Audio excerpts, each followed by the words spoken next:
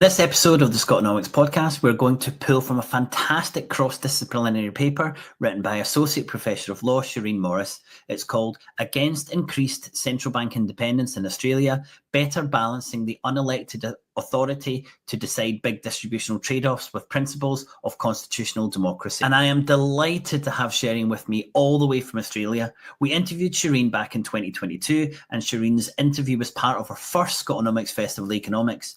Shireen has researched central banks for a while, and I'm sure her research instinct came back online when the Australian government in 2024 proposed removing Parliament's veto over the central bank. Now, do we need central banks to have even more independence? Should we really have one of the most important institutions completely outside of democratic control? And for those who don't know, what did the Australian Parliament decide?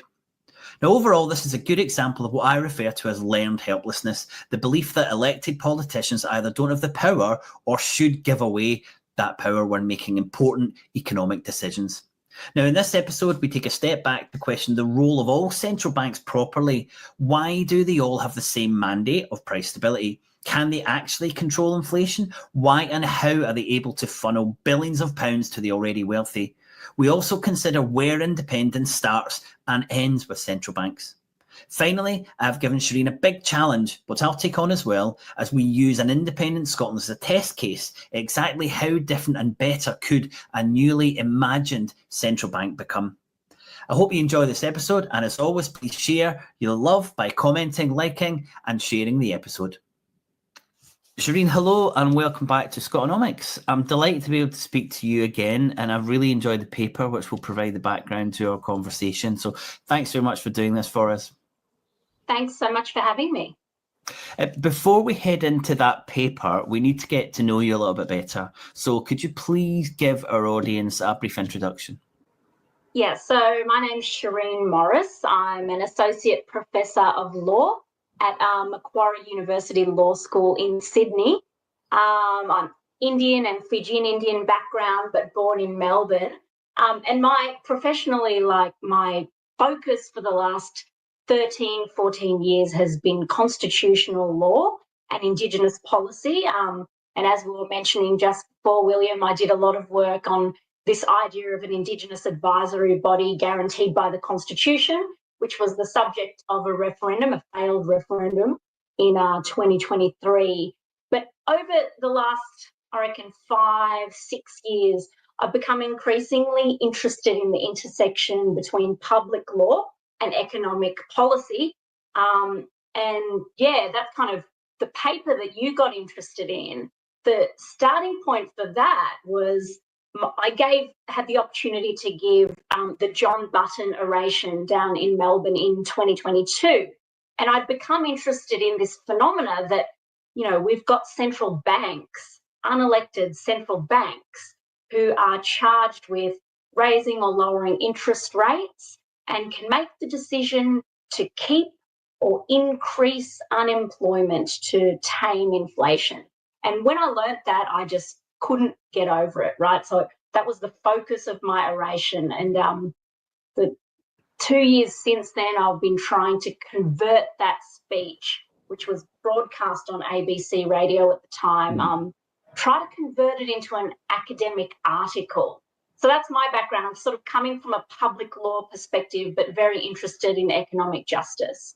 I heard that interview a couple of years ago, and that's the reason that we invited you to speak at Scotonomics, because I thought it was such a refreshing perspective of central banks. And it's, as a heterodox economist, it's so important to hear opinions and ideas from outside of the economics profession. And I thought that presentation was great. And yes, it is brilliant to see it kind of move its way towards an academic paper. Before we get into the detail of that, I just wanted to just dig into a little bit more about the work that you did on the Voice referendum. It'd be great to know what your involvement and kind of contributions were and the key issues that you focused on. And a big thing for me is how yes part of that referendum kind of approach in terms of community education and organisation. Yeah, so my background was I was a law student back in, 2010 kind of time. 2011, I went and did an internship, like you go off as a volunteer and work on the uni holidays in an Indigenous organisation. I did that in 2011, and I went to the Cape York Institute, which is far north Queensland, right at the northeastern end of Australia, where I did some work for the Aboriginal leader, Noel Pearson. And he ended up offering me a job working on Indigenous constitutional recognition. How could Australia recognise Indigenous peoples in the Constitution?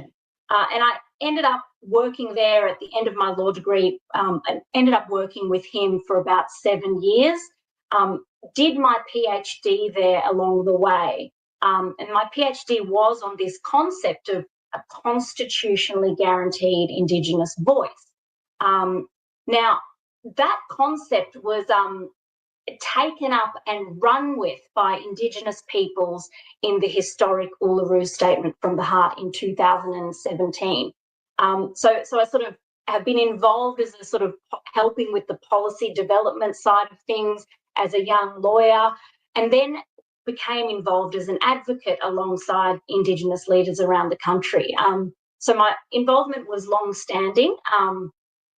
Now, this question about how did the Yes campaign, approach community buy-in for this, there was all sorts of activities going on in the lead up to the 2023 referendum. It's a very diffuse campaign, like lots of grassroots activism, door knocking, phone calling, social media, all that kind of stuff. But the Yes campaign was up against a major, and that was the lack of bipartisanship, right?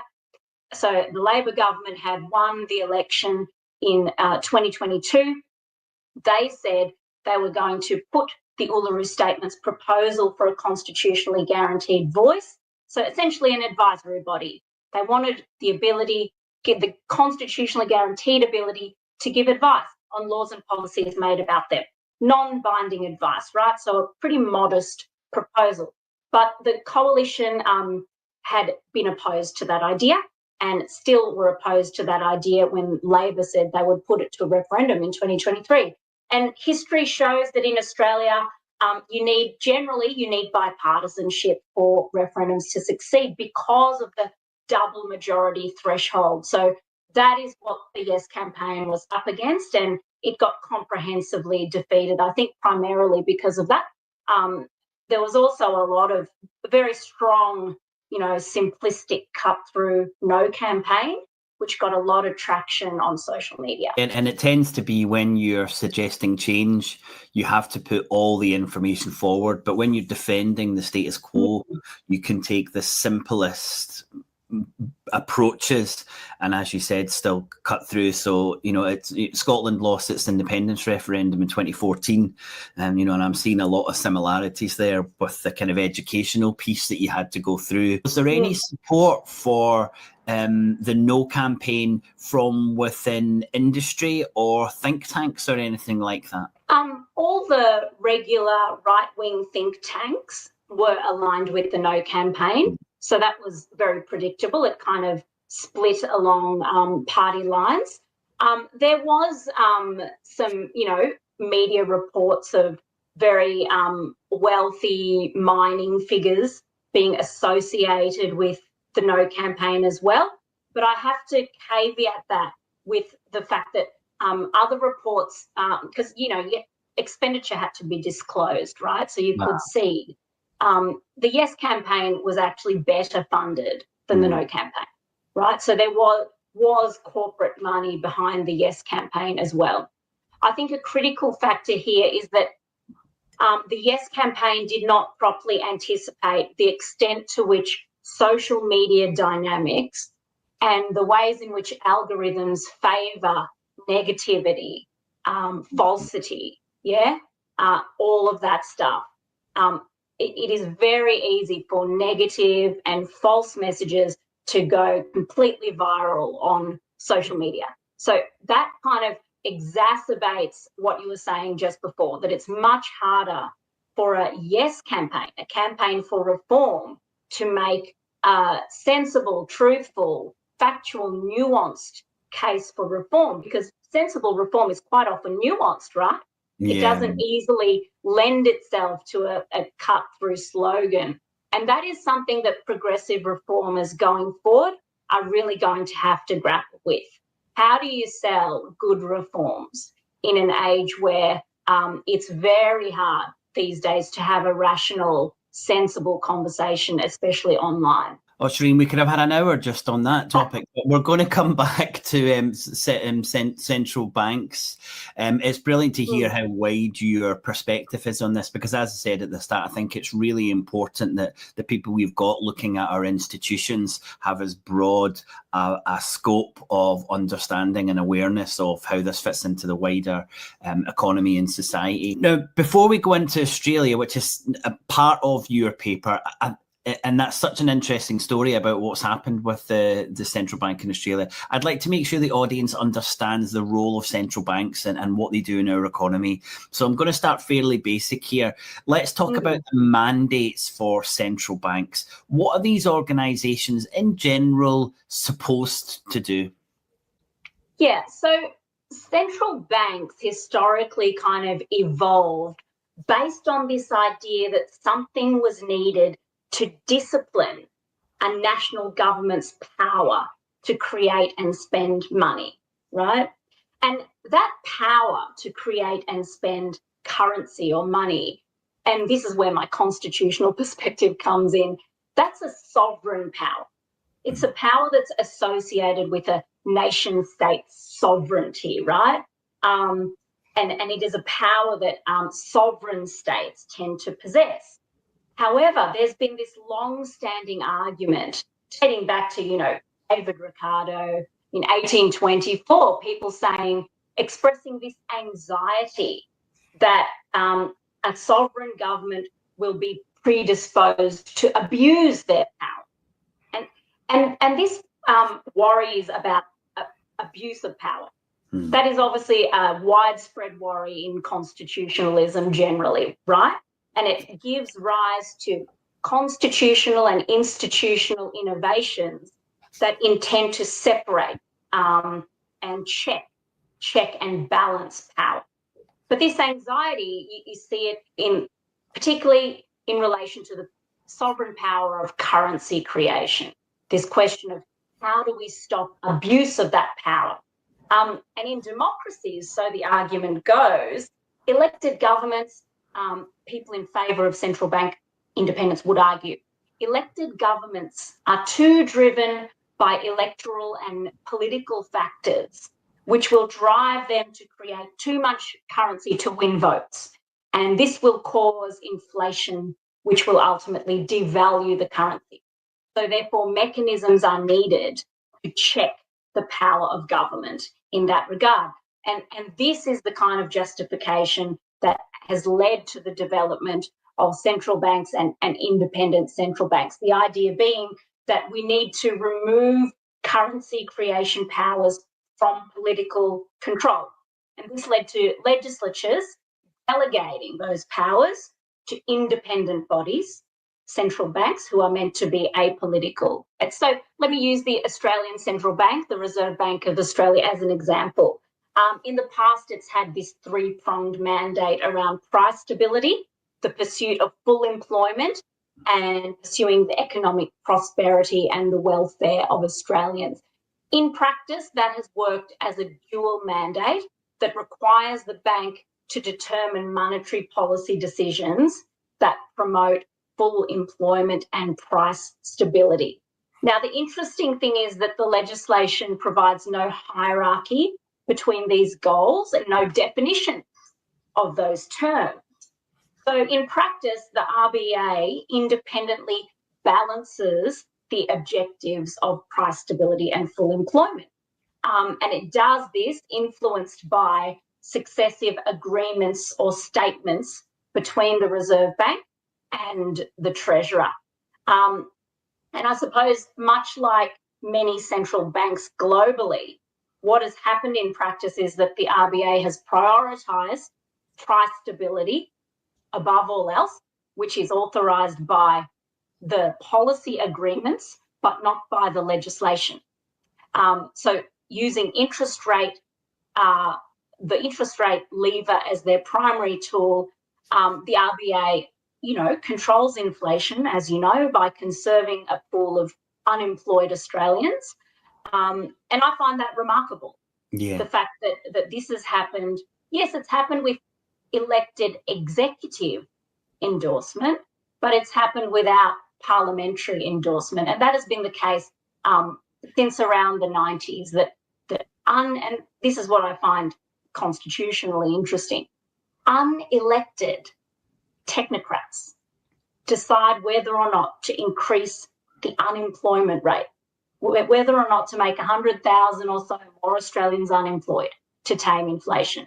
Somehow, as a society, we have been convinced to delegate that massive power to unelected central bankers rather than allowing the people to directly oversee that. However, in Australia, as my paper explains, we still do retain some democratic oversight. When you step back, it does look rather ridiculous, doesn't it? Well, we're going to go into a little bit more detail. So you highlighted there really the importance of price stability, and it's normally the control of interest rates which central banks use to kind of control that, and that some central banks have a full employment mandate. The Bank of England doesn't. It has a price stability and a kind of economic stability similar to the other mandate that you've got in Australia. But overall, most of these central banks have, or actually all of these central banks have price stability as their core function, with other mandates kind of added on to that. And I think we'll come back to how that full employment mandate plays out. So we've got an idea why they were created and the types of things that they do. Let's speak about the people who work in central banks. And obviously this has got to be general because there are 100 central banks and tens of thousands of people who work in them. But who is it that's making these decisions? What type of people are employed by central banks? And where does the power lie within these banks? Again, like you look, because there were reforms recently in 2024 to the Australian Central Bank, and a bit of rejigging of the boards. So it's generally the board, at the board level, these decisions are being made. Now, in Australia, a new monetary policy board was created, so a little bit of organisational reform occurred there.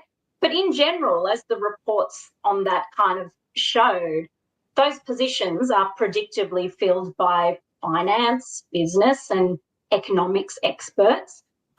So people with, monetary and economic policy expertise, and also business leaders, to people high up in the community. I think it's fair to say representatives of the capital class and representatives of financial interests. Now, at an organisational level, the RBA board includes the governor of the RBA, the deputy governor, and the Treasury Secretary. So there's a government representative there, and then a few external members who are generally monetary and business and monetary policy experts. But let's be, realistic. These are not people who are likely to themselves experience unemployment or struggle with mortgage payments. I don't know what their salaries are, but I'm sure they're very high. Nor are they people who are likely to lose their jobs when they choose to raise the interest rate to decrease growth and increase slack in the labour market. Yet they are making those decisions about Australian society while being insulated from the consequences of those decisions. And just a historical point, in the late 80s to the mid-90s, the RBA board did include a worker representative, because Bill Kelty, who back then was the leader of the ACTU, the union movement, had a spot on the board. That is no longer the case. And at certain points, the unions have said, well, look, if you're making decisions about making people unemployed to control inflation, don't you think you should have some working Australians represented on the board, the kinds of people who may lose their jobs? But that is no longer the case. If you're enjoying this episode of the Scotonomics podcast, please consider joining us on Patreon with a paid subscription for as little as £3 per month. Your support will ensure we can continue to create this podcast. Find the link in the show notes or head over to patreon.com/Scotonomics. Also, please do like, share, and comment on this podcast. Oh, that's very interesting. Yeah, it's almost as if to say, no, we can't have people who've actually got skin in the game making these decisions. We need people who are disconnected from that so they can make a dispassionate decision. I mean, I'll just add, you're right. And that's the whole point, right? Like, remember what I said at the start, the whole point of removing monetary policy from political, i.e. democratic control, was because people were worried that political representatives would be too motivated by the concerns that animate ordinary people, right? Yeah. Too motivated by electoral concerns, the concerns of people in their electorates, which means that they might spend stuff on things that voters want, that they're not removed enough from the concerns of the electorate to make sensible decisions about monetary policy. That was the whole justification for removing monetary policy from politicians' control. And so given that, you can understand perhaps why worker representatives are not on there. Yeah, absolutely. It's that path dependency that exists in institutions, and that's why it's really important to understand the founding assumptions of these types of organizations, because as soon as they're set up with a particular belief system, then decisions not to have worker representation makes perfect sense, and it fits into this kind of path dependency that's already been set. And when we talk about the creation of a Scottish central bank, that's something that's absolutely crucial, is setting up that path dependency. But the other thing that I've noticed around who makes these decisions is that they tend to be all, in the Bank of England's a very good example, but of I think there's 8 members of the board, the director, the deputy director, and then the other people who are appointed. All of them, or certainly most of them, have gone to either Oxford or Cambridge and did their postgraduate at LSE. So it's very much a particular type of person, a representation from a particular type of class who's making these decisions. And Danny Blanchflower, who was a member of the MPC, probably the only person who you could say is possibly of the left who's been on the MPC, when we spoke to him last year, said that it should, without doubt, the Monetary Policy Committee should have regional representation. And that's the step that they should make. So someone from Northern Ireland, England, Scotland and Wales to make those decisions. So, there's opportunity and potential to change how these monetary policy committees are made up, the ones who really have the decision. But as you said, sometimes a good idea like adding a Labour representation can be taken away as well. So that's the people. I think it's quite important, before we delve into the paper, just kind of for me to just look at the again, those assumptions which underpin the belief system of the central banks, because in addition to having the same backgrounds, the central banks all share a remarkably similar understanding of the economy. And that's a big question when we're talking about central bank independence and apolitical technocrats. This idea that they're looking at it completely openly, when we all know that they've got this very similar belief system. So I just kind of wanted to briefly kind of think about the social beliefs of value and the ethical standards that are used by the central banks. And I'll say all these things are common, and nod along or tell me if you disagree when we're talking about the RBA. So there's this idea of the primacy of the market. The efficiency and not efficacy or justice are the primary economic concerns. Price is a controlling factor right across the economy, and this obviously leads us to this idea that interest rates are so important and can affect every part of the economy. Growth is always good. There needs to be a personal responsibility And this value is really important. And I think that plays into the idea, well, if you've got enough qualifications, you won't be one of the people unemployed. So it comes to your personal responsibility if you are impacted by our decision. Economics as a completely objective science is fundamental in the justification of making these decisions. And also this idea that finance is scarce. So these are the values and the social beliefs that underpin this. And then when you move to the next stage, it's like, well, how do we take that? How do we make those values concrete? And you've got things like low inflation's got to be the primary target. And that's why we end up with this kind of price control priority, that monetary policy is much more effective than fiscal policy, that power should be devolved to these independent technocratic organizations. Full employment's not desirable. GDP should be maximized, and it's a good proxy for well-being. So when you start to understand the institutional support for these ideas, then they really do look very natural. So I want people to kind of take a step back and look at the central bank and think it makes these decisions for a particular reason because it's based on an understanding of the economy. And what's really important to highlight is that this is the same right across the global north and also the global south, who are taking this kind of neoliberal approach. So is there anything you would like to add to help us paint the picture for the listeners and the viewers of this understanding of our economy and our society at the heart of central banks? No, I think you make good points there. I guess from the Australian perspective, I'll just add a little bit of nuance, right? That sometimes these messages come through from the central bank that seem to contradict some of the underlying assumptions, right?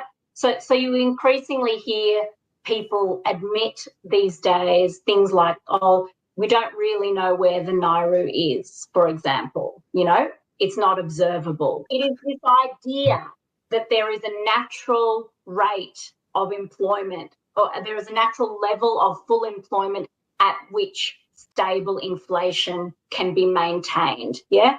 So this idea that you have to have a bit of a buffer of unemployed people to stop wages and prices getting out of control. And historically, the Nauru, they've tended to estimate what's the acronym stand for, William? So it's the non-accelerating inflation rate of unemployment. So this is a tool that central bankers use. And often it translates to around 4 or 5% unemployment, right? So it is kind of a tool, a formula that is used to justify conserving or increasing the number of Australians who are unemployed in order to control inflation, because of this idea that it's natural. There is a natural rate of unemployment that's needed to maintain stable prices, right? Now, at the same time as basically adhering to that framework, you hear comments along the lines of, we don't really know where that Nauru can be pinpointed. We don't really know. And I'll just say, and they can't do it. It's completely unobservable. Unobservable is the word that you hear. That's a huge issue, because they're just saying it exists. It's like magic. It exists. We can't see it. We can't define it, but we know that it's there. But this is one of the things that guide the decisions that these institutions make, something that's unobservable. And again, if you take a step back, you're thinking, how can anyone really be held to account when it's also kind of like unobservable? Yes, and yet the lack of alternative ideas, I think, leads to a situation where, well, that's what we have, so we'll keep using it. Now, the other contradiction arises, and I saw this when they did the RBA review in 2023, that on the one hand, there is this adherence to central bank independence, and in Australia, there was even a push by the RBA review, taken up by Labor, to increase that independence by getting rid of the Treasurer's override power, but I'm sure we'll come back to that. But so on the one hand, they push for maintaining or even increasing independence. And on the other hand, the review says, but we need more coordination with fiscal policy, right?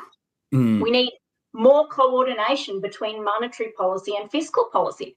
So how do you have those two things? That is not clear, because the call for greater coordination, communication, partnership seems to completely contradict the idea of separation and independence, right?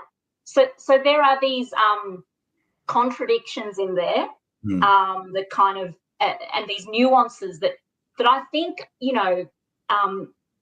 speak to the fact that individuals working in this space can probably see that we can do better, I think. And I think it's maybe there's an opportunity, if we keep having these conversations in the right way, to kind of persuade people to be open to some additional or new approaches. I want to kind of look at this idea of central bank independence, because you've mentioned it already. In your view, in general, what's your thoughts on the idea of central banks? Are they independent? And reading your paper, I'd like you to kind of explain the concept of interdependence, and then I'm going to just add a little bit of the MMT analysis. Yeah. So I think from a public law perspective, it's important to point out that no institution that's created under legislation and that's accountable to the government, and there's lots of those types of bodies, right? None of those institutions can ever be totally independent from government, because legislation can be changed, which means Parliament technically stays in charge. And I'll just talk about Australia to illustrate the point. The RBA legislation, in fact, establishes kind of interdependence, as you say. So this idea of mutuality or partnership and expectation of dialogue. And there's lots of provisions in the Act that establish that expectation, right? What's happened over time is that, absent legislative change for the most part, in practice, the bank has become more separated from government, and that has happened via policy and practice. But I think that this concept of pure independence is a myth, because, it's impossible to achieve. Because how do you escape politics? How do you escape value judgments? How do you escape making distributional choices? It's hard at the best of times, and it's impossible if you are a central bank whose job it is to decide whether to slow the economy, which will result in people losing their livelihoods, right? So I think independence is kind of, it can be understood as a myth towards which central banks may strive, but they can't achieve it, because they have to make these political choices about who wins and loses in the economy. So in the paper, I argue that we need to sort of embrace that reality and return practice to the spirit of the legislation, which envisaged kind of partnership, communication, coordination between fiscal and monetary policy. And where we are now, you also described as this kind of clear example of a democratic deficit. So do you just want to give us a little bit more of a flavour of how you got to that, and what is the extent of that democratic deficit? Yeah, so I go back to how democratic control over public finance evolved historically, right? And because, as we know, the idea of the people's via government's control of finance, that was a central animating idea in the development of democracy itself. This idea that the people are supposed to wield power over the public purse, right? Dating back to the Magna Carta, etc. No taxation without representation and all that. Now, your guy, Walter Bagehot, up there, writing in 1873, he talked about how democratic oversight over finance diminished over time, because he said, he's observing, back then, Parliament, he said, had become the true sovereign instead of the monarch, which meant Parliament could no longer be trusted with responsible finance decision-making. The executive, the cabinet, was the more responsible entity that should be entrusted with that. So he talks about this reduction of democratic oversight because financial decision-making responsibility transferred from the Commons to Cabinet, right? But he warned, you still need parliamentary involvement in those decisions. Otherwise, you risk making, if it's just up to the executive, decision-making might work blindly, he said, so that democratic involvement was important. Now, following that trajectory, that story, I argue that, we've now gone from transfer of oversight from the elected parliament to the elected executive and now to the unelected central bank making these crucial decisions about economic policy. And in a sense, this has deepened the democratic deficit in public finance decision making. And there's this sense in which, and you see it in constitutionalism more generally, but this sense in which we've coming full circle, where the original justifications for democracy itself was this idea that we needed public control over the purse strings. And now it's like, oh no, the representatives of the public, political representatives, cannot be trusted with the purse strings. We need to give that power to unelected technocrats or economic aristocrats.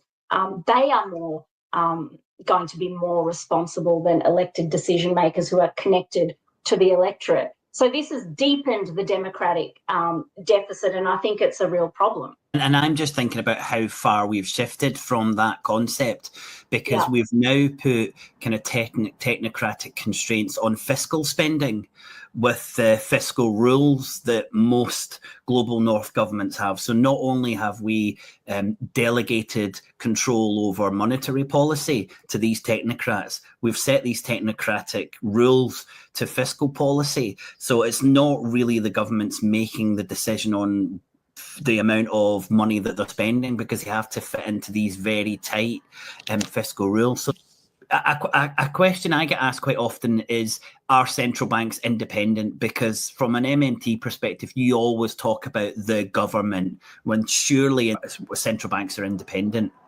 And what we do in MMT, we've got something called the consolidation technique. So using the UK as an example, we group together the Bank of England, the Treasury, and other parts of government. And this is a common simplification that helps understand how a monetary sovereign government operates in the economy.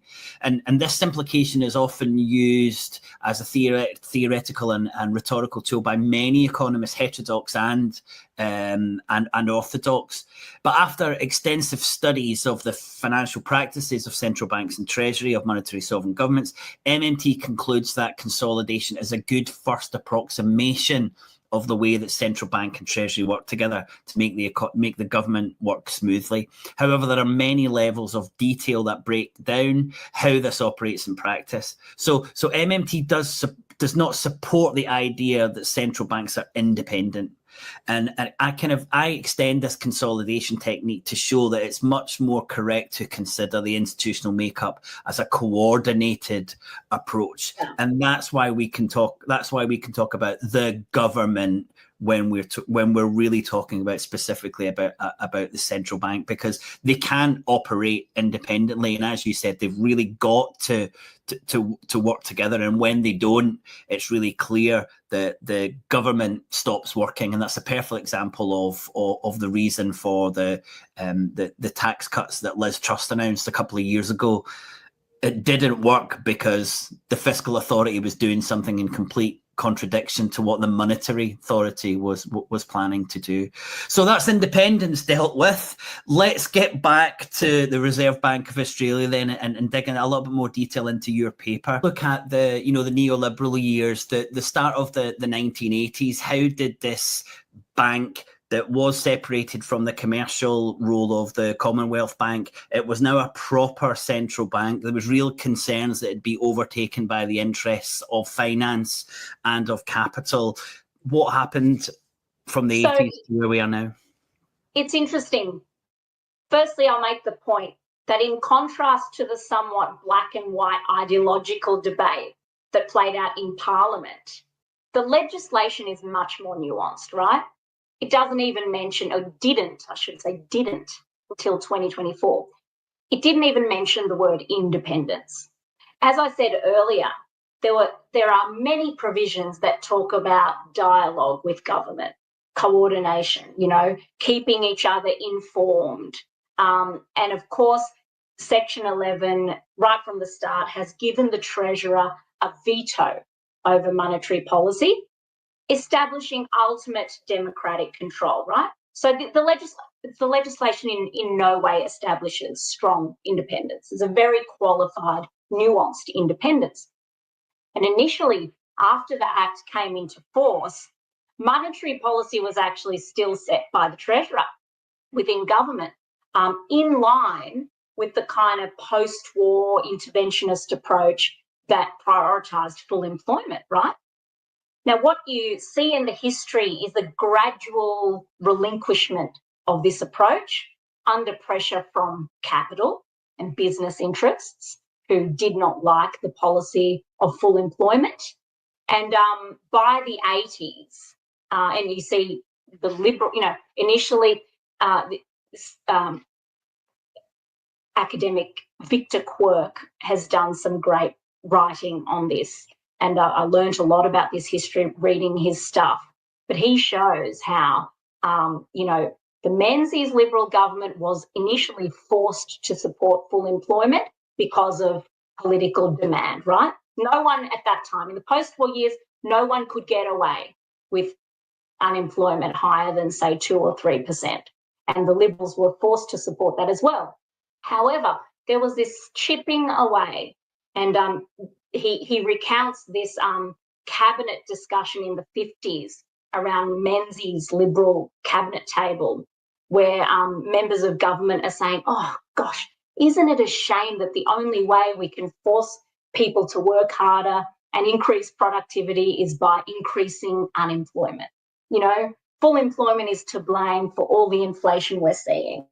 And then decade or so later, you see the chairman of BHP urging the Whitlam Labor government in the 70s to create a pool of unemployed Australians to control this rampant stagflation, right?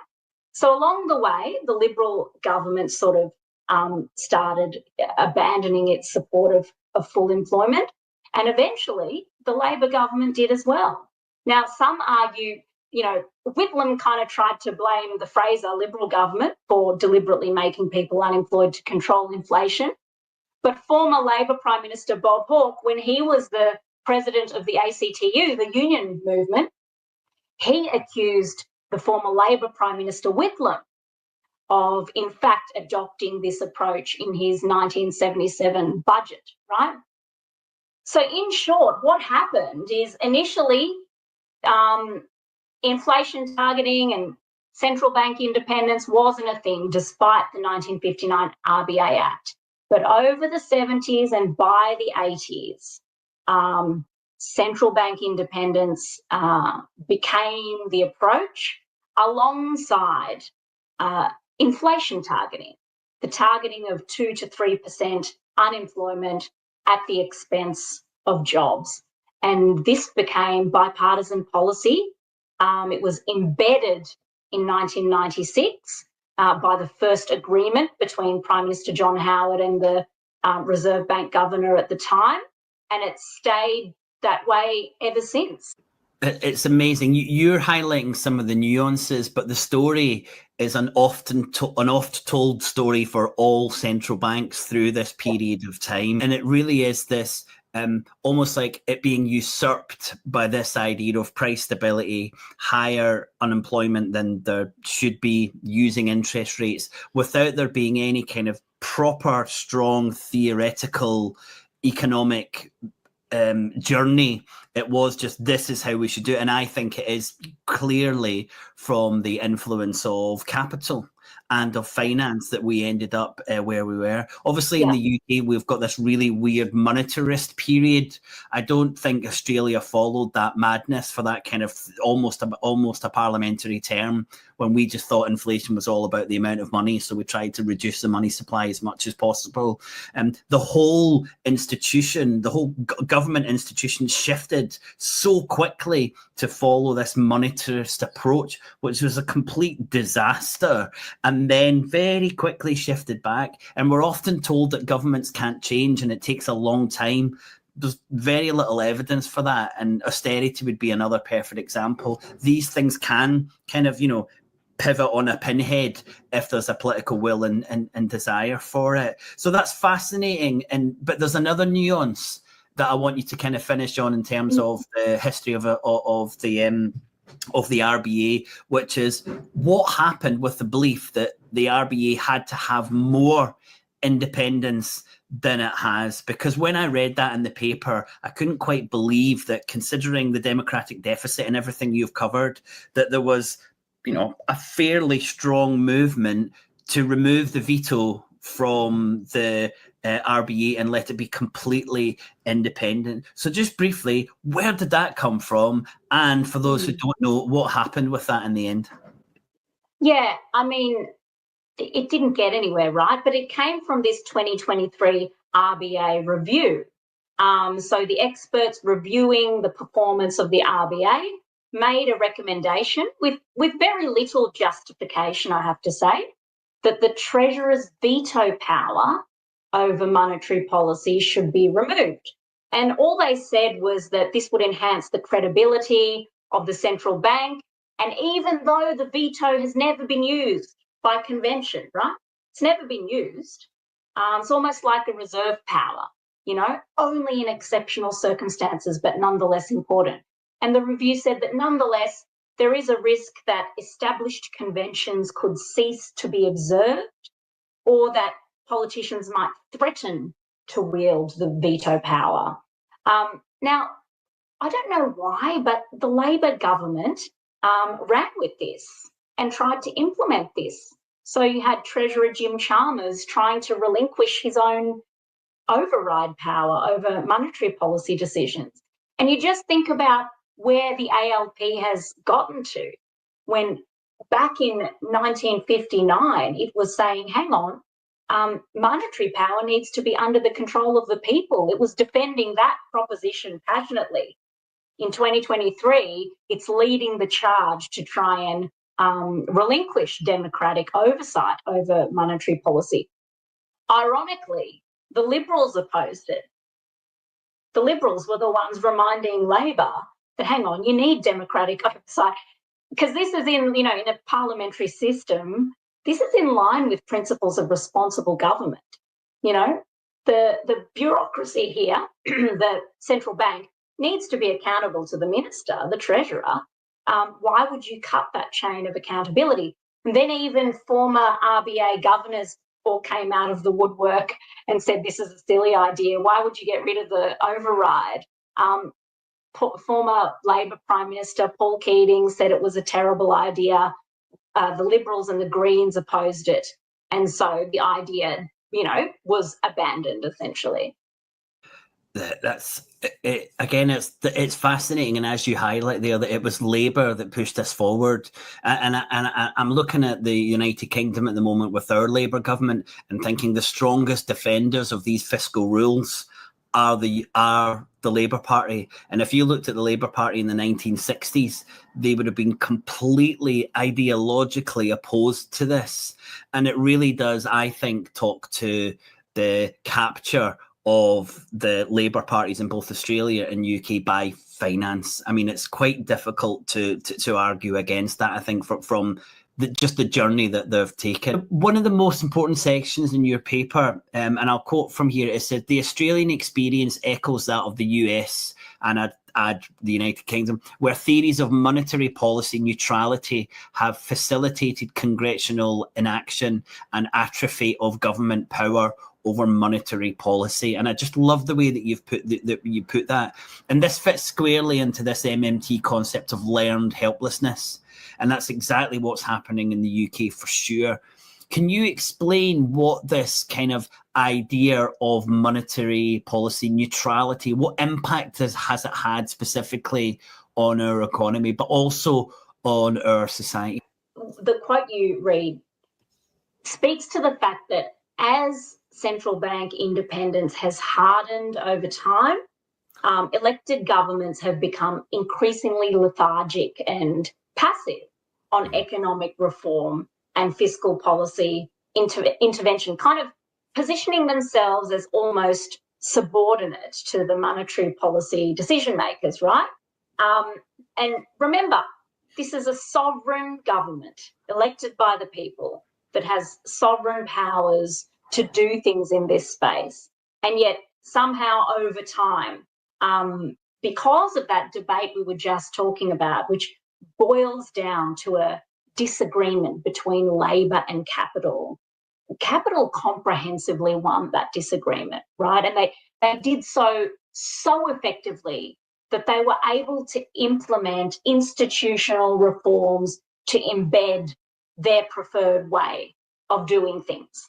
And the result has been, as Paul Tucker notes, the more central banks do and the more discretion they possess, the less elected fiscal authorities will be incentivised to do.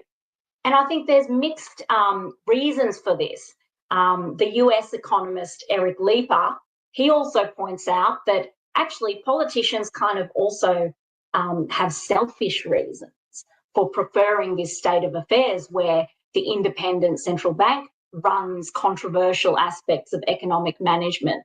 He says because it enables blame shifting. They can use the central bank as a whipping boy to avoid blame for unpopular economic call, right?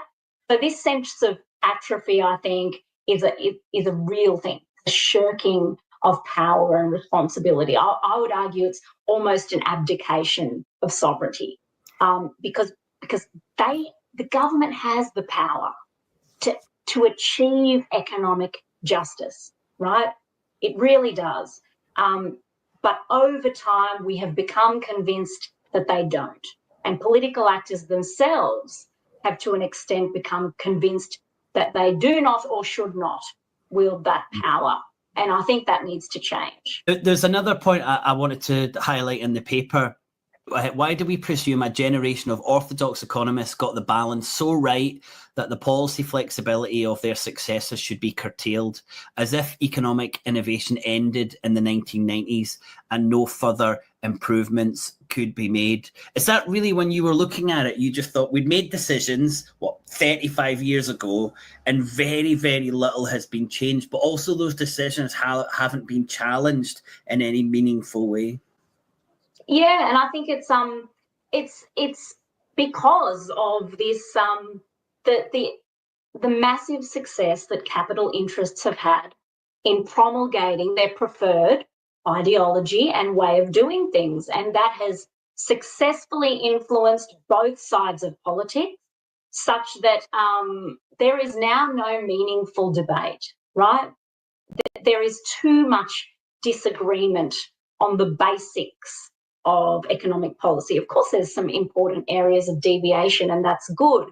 But the fundamentals, these fundamentals, like should unelected technocrats be deciding whether more Australians need to be unemployed to control inflation? That question is not debated. It's accepted as a given. And I think the myth of technical neutrality has been exceptionally successful in taking the contestability of that assumption off the political table, right?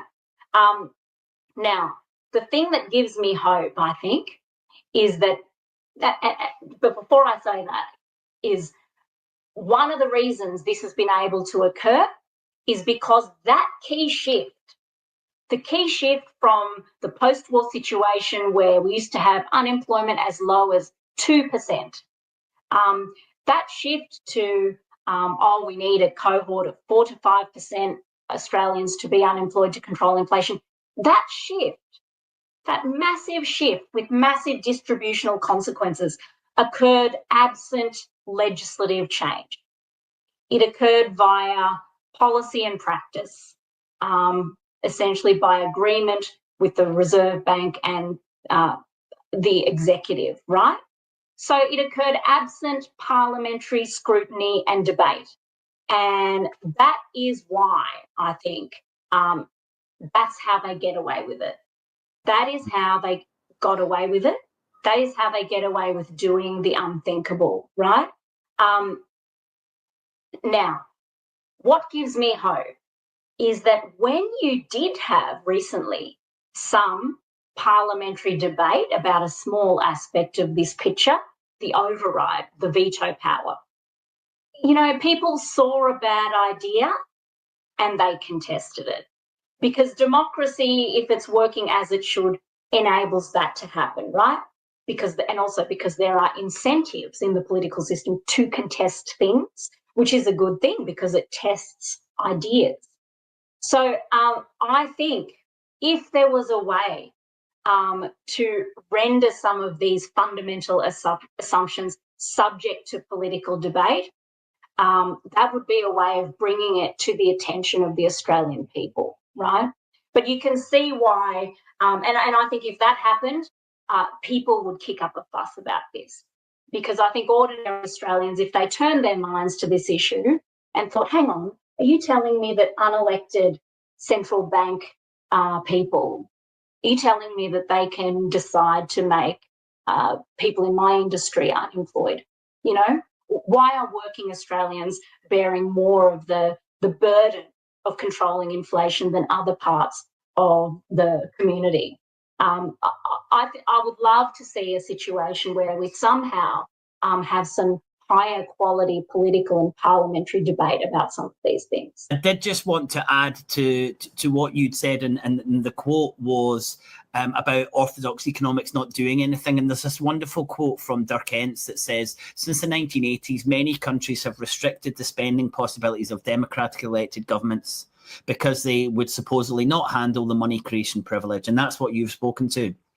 But Dirk adds, at the same time, private banks have been completely free to decide who gets loans and what they're used for. This constellation should not be understood as some kind of normal.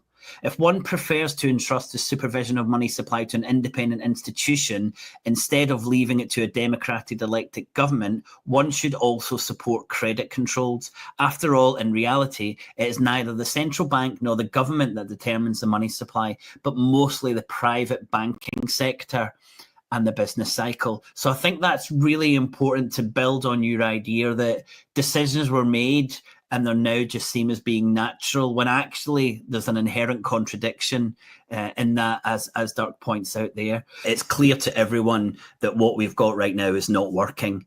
And I think when you look at you can look at the cost of living, you can look at the stagnation of wages, you can completely look at the ecological decimation of the current approach to our economy. I think there's enough there to get people onto at least round the table to forge a new direction. Well, I hope, and you and I are going to see if we agree on the redesign of a new central bank for an independent Scotland. Well, I don't want to say what should happen in Scotland, right? Because everyone should design it as per their circumstances. But let me pose 3 ideas that I propose for Australia, right? And see if you would like to take that up in the Scottish situation. One is the idea of reciprocity rather than independence, partnership rather than independence, which is actually what the RBA Act actually contemplates, right? Although the word independence has been inserted in the 2024 reforms. And why? Why should there be partnership, coordination, dialogue between the government and the central bank? Because, we have to admit there is a risk, because politicians can be corrupt and make bad decisions just like anyone. There is a risk of bad political control of monetary policy and currency creation, right? We have to accept that is true. So some separation, some autonomy for a central bank, I think, is justified. But just as there is a risk of monetary policy decision being too politically motivated if under the sole control of democratic authorities, so too, I argue, we need to accept that there is a risk that an apolitical, insulated central bank will be too disconnected from the concerns of the electorate and the community to make balanced and decent monetary policy decisions as well. That's why partnership, coordination, dialogue, that is why it's important. And I think that the RBA Act, actually got this right. The problem is that practice has gone away from that. So an idea I propose to facilitate that sense of partnership and coordination is that there could be a National Public Finance Committee consisting of the Prime Minister, the Treasurer in Australia, and the Reserve Bank Governor, who would be charged with making joint coordinated decisions about how to reconcile monetary and fiscal policy for agreed public policy goals, right? Now, the other two ideas I propose, that given the major distributional consequences flowing from monetary policy decisions, I argue that it shouldn't just be interest rates in the toolkit. I think we should all look carefully at Keynes's idea from 1940 of a compulsory savings mechanism, and the Australian economist Lachlan McCall has written about this. Australia already has superannuation infrastructure, which could be built on. But why should, if inflation is caused by too much money flowing through the economy, right? And if money needs to be taken out of the economy to cool inflation, why does that mean we have to give money permanently away to banks? Why? That doesn't make sense, right? We should instead be able to, I think there should be part of the policy toolkit should be a compulsory savings mechanism whereby instead of giving money permanently away to banks, our own money is kept, not allowed to be spent to help tame inflation in a compulsory savings account. And then we can keep our money and spend it when the economy needs to be stimulated, right? Final idea, of course, MMT idea, is that even if a compulsory savings mechanism pulls money out of the economy, job losses would still result, right? When the economy slows, job losses may still result. Now, there should be a federal job guarantee, which I agree, anchored at the minimum wage, would not be inflationary. So that instead of being chucked onto welfare benefits when job losses result as a consequence of fighting inflation, why can't people have a minimum wage guaranteed job instead of being thrust at below the poverty line welfare in Australia? Those two mechanisms would significantly reduce the distributional trade-offs that flow from monetary policy decisions, making the delegation of monetary policy to an unelected central bank more justifiable in a democracy. That's essentially the argument I make in the article. If that was successful, what you would have achieved is to change the values. And I spoke about that at the start, trying to explain the values that underpin the central bank. And if actually you can do that, because you were speaking about public policy, and public goals, and also this idea of full employment, it might seem, to someone who's more on the radical end, it might seem that that's just kind of tinkering with the system. But if you can change those values, then everything else will change. So I think that's really good. The compulsory savings, I think, is an interesting idea because, of course, that could be something right across the economy, but really only affects those who have got significant savings. So that is targeted in almost the exact opposite way than what we've got now, which targets people who are likely to be unemployed. And then, of course, full support for a federal jobs guarantee. So I would imagine we would at least be able to get round the table and talk about this central bank in Scotland and what difference it would make. Warren and I have had a few conversations now, and I suppose this is almost like a little sneak preview of what I think we're going to work on. We haven't agreed on everything, but we're starting to kind of sketch out what this would look like. So here you go. Well, the Scottish Government favours regulatory continuation And the plan at the moment, when Scotland becomes independent, is to grandfather all of the regulations that currently underpin the UK institutions. So fiscal rules being a perfect example, running our central bank similar to the Bank of England. Actually, the Scottish Government wants to take on the European Union's fiscal rules, which are similar to the UK, but also have a little bit of difference as well. So our approach kind of rejects this inefficient, wasteful, bureaucratic nightmare and instead calls for a clean sheet of paper with a complete institutional reset. So Scotland must avoid path dependency by creating the institutions it actually wants from the outset of independence, rather than defaulting to an inherited structure that in fact are obstacles that would undermine our monetary sovereignty and smother our well-being. So right at the start, we're kind of saying you have to start something from scratch. And this opens up all of the opportunities to do something completely different. And what we are suggesting is probably quite different, Shireen. I think you would agree with this. So we're presenting an alternative framework for the institutional design, and it's looking at an efficient, streamlined, low-cost central bank with a limited or small balance sheet. So it envisages a very different central bank than we've got in the UK at the moment. And we're talking about zero interest on reserves, no long-term bond issuance, perhaps only 3 months treasuries being sold, public ownership, so no capital structure.